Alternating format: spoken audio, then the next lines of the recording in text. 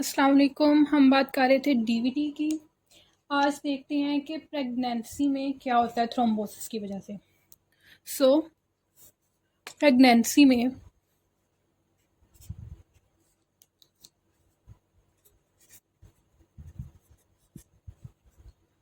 Thrombosis के chances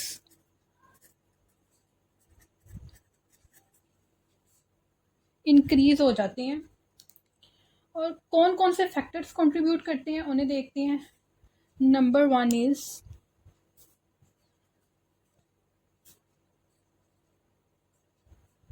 amniotic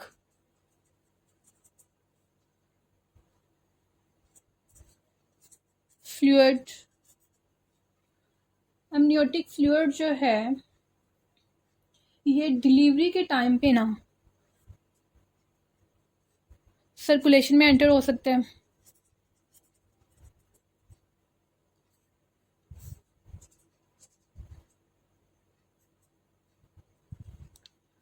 second factor जो contribute करते हैं थ्रोम्बोसिस में प्रेगनेंसी में, this is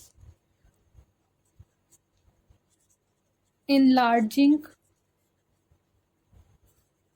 fetus and enlarging uterus।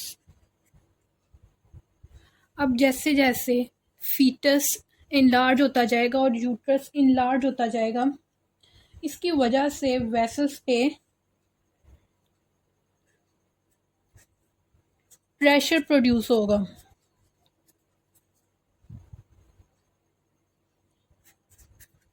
Vessels compress हो रही हैं, प्रेशर प्रोड्यूस हो रहा है। दिस कैन प्रोड्यूस स्टेसिस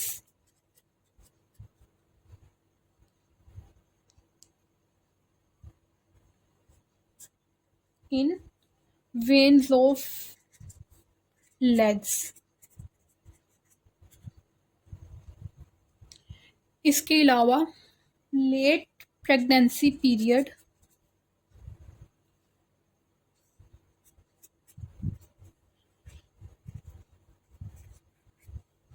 और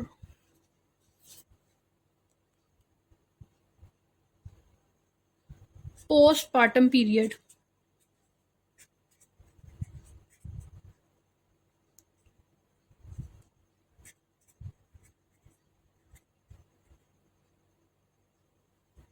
ये जो है हाइपर कोएगुलेबिलिटी से लिंक्ड है। ठीक है, लेट प्रेगनेंसी पीरियड और ये दोनों लिंक्ड विथ हाइपर कोएगुलेबिलिटी। ठीक है, अब फिजियोलॉजिकली इसका रीज़न ये हो सकता है कि देखें, चाइल्ड बर्थ के टाइम जो है एक्सेसिव ब्लीडिंग जो है उससे प्रोटेक्शन के लिए ना, एक्सेसिव ब्लीडिंग के अगेंस्ट प्रोटेक्शन के लिए लेट प्रेगनेंसी और पोस्टपार्टम पीरियड हाइपर कोएगुलेबिलिटी से लिंक्ड होंगे ताकि ज़्यादा ब्लीडिंग ना हो जाए। अब जो थ्रोम्बोटिक स्टेट प्रेगनेंसी में स्टार्ट हुई है, जो इसमें प्रेगनेंसी में स्टार्ट हुई थी, वो पोस्ट पार्टम पीरियड में ना उसे नॉर्मलाइज होने में 4 to 8 वीक्स लग सकते हैं। ठीक है, to normalize in postpartum period.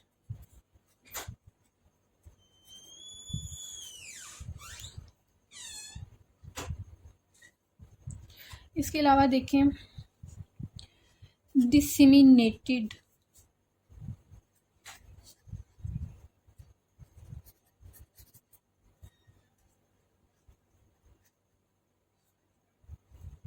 Disseminated cancer में जो ट्यूमर्स होते हैं वो प्रोकोएगुलेंट रिलीज करते हैं। सो डिसेमिनेटेड कैंसर में ट्यूमर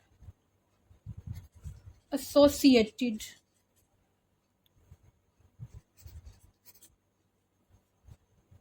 ट्यूमर एसोसिएटेड प्रोकोएगुलेंट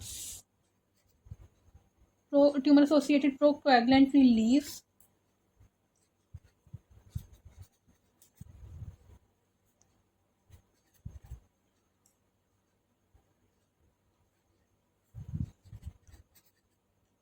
थ्रोम्बोएम्बोलिक फिनोमिना के रिस्क को ना इंक्रीज करता है।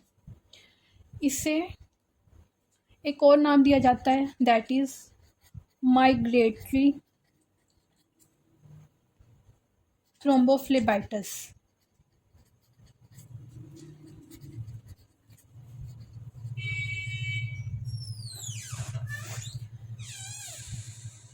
और वो क्यों? Because of its tendency to involve several different venous beds transiently। ठीक है। इसके अलावा इसका एक और नाम भी होता है, दैट इज क्रोशियोज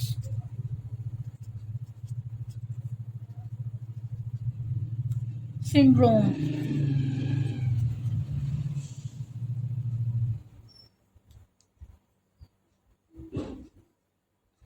ये जो है ये फिजिशियन के नेम पे रखा गया है, जिसने इसे डिस्कवर भी किया था, इस डिसऑर्डर को डिस्क्राइब किया था, और साथ साथ वो खुद भी इसी डिसऑर्डर का शिकार था, इस वजह से ना उसके नाम पे रखा गया है।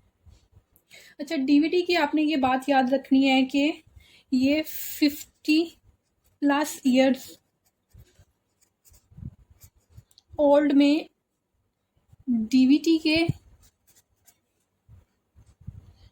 का रिस्क इंक्रीज हो जाता है regardless of clinical setting.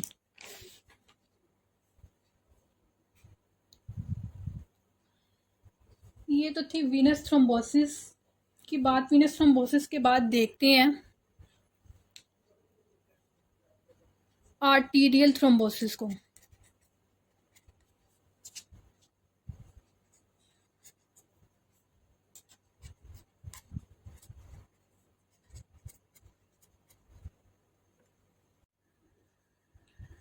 Arterial thrombosis का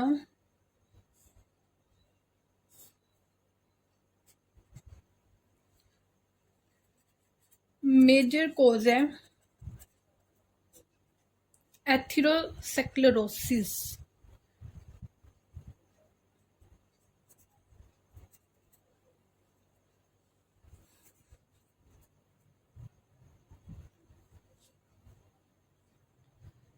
क्यों? क्योंकि इसकी वजह से ना, एथेरोस्क्लेरोसिस की वजह से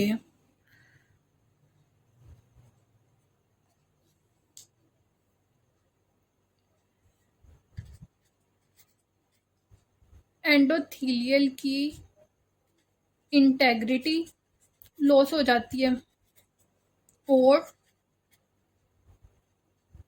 ब्लड फ्लो भी अब नॉर्मल होता है।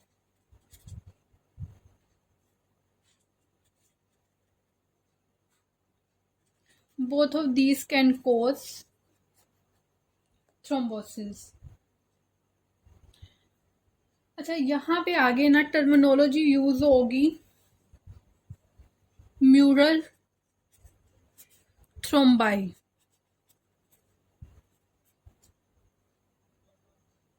देखिए, अगर थ्रोम्बाई जो है वो ब्लड वेसल की वॉल और कार्डिक चैम्बर के साथ अटैच होना,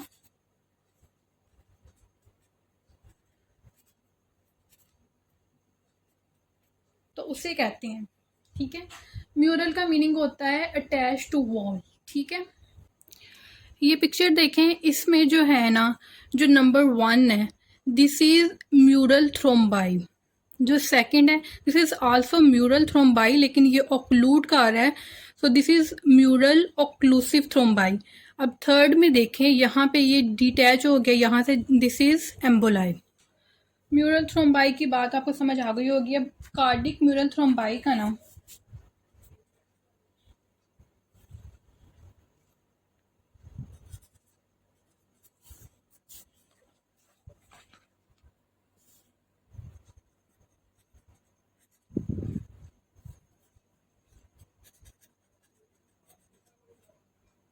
कार्डिक म्यूरल थ्रोम्बाई का मेन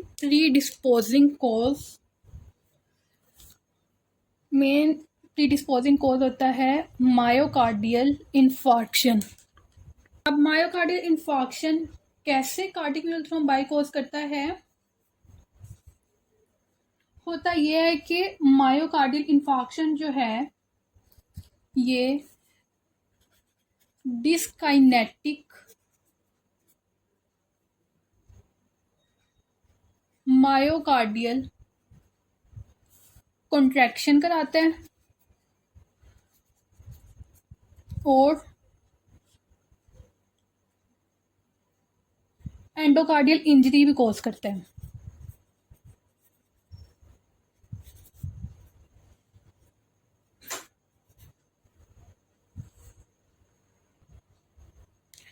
और अगर रियोमेटिक हार्ट डिजीज है तो इट कैन कॉज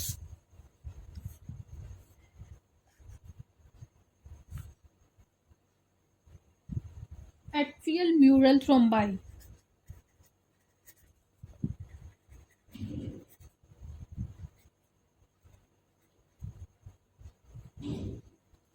ठीक है, how?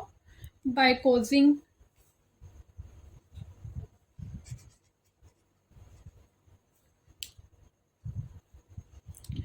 causing atrial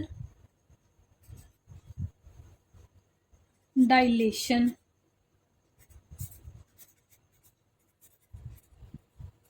and fibrillation।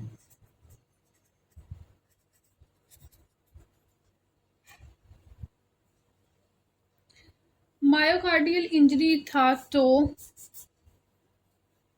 Cardiac mural thrombi होने के चांसेस थे, और रियोमेटिक हार्ट डिजीज है तो एट्रियल म्यूरल थ्रोम्बाई होने के चांसेस हैं। ठीक है, इन दोनों का साथ ही कंपैरिजन भी हो गया। अच्छा, जो कार्डियक और अयोर्टिक म्यूरल थ्रोम्बाई होते हैं, they both are prone to embolize।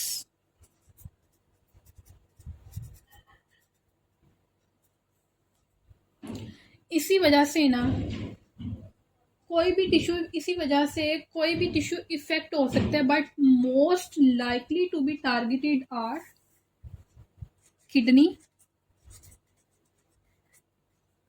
Brain and spleen। These are most likely to be targeted because of this। अब इसकी रीज़न क्या हो सकती है, सोचें ज़रा, देखें। Because of their rich blood supply।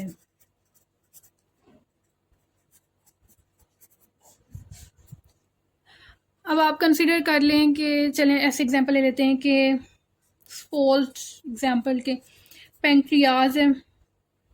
अब पेंक्रियाज की ब्लड सप्लाई किडनी के कंपैरिजन में कम है।